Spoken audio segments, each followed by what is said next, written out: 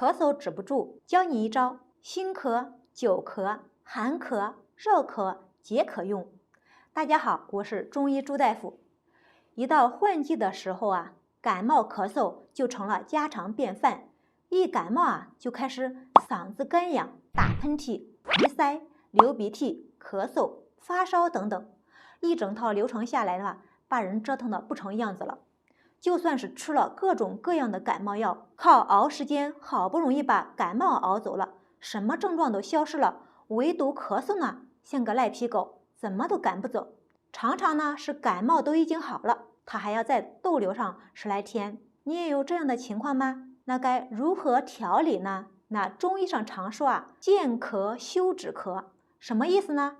就是说啊，要想治咳嗽啊，就得先找到咳嗽的病根在哪里。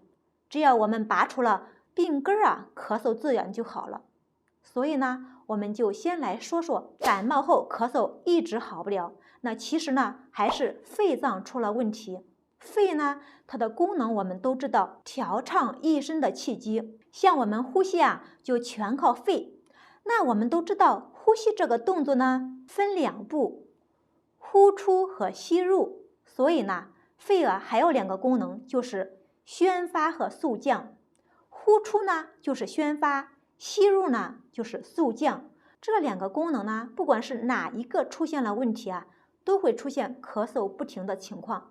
朱大夫就为大家分享一个方子，这个方子呢就是止嗽散，主要是由桔梗、紫菀、荆芥、百部、陈皮、白钱、甘草、生姜组成，具有宣利肺气、疏风止咳的作用。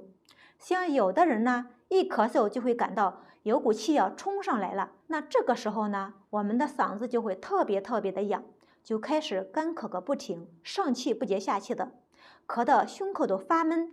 像这种情况呢，就需要降肺气了。还有的人呢，咳嗽时嗓子里有痰，那痰呢又黏又黄的，这是肺的宣发出现问题了，体内的污浊之气呢排不出去，那肺就得想办法排毒素啊，所以我们就会出现咳嗽、嗓子卡痰的情况。所以啊，如果你也出现了上面讲到的一些症状，那就可以参考止嗽散了。好了，今天呢就和大家分享到这里了，关注朱大夫，健康有进步。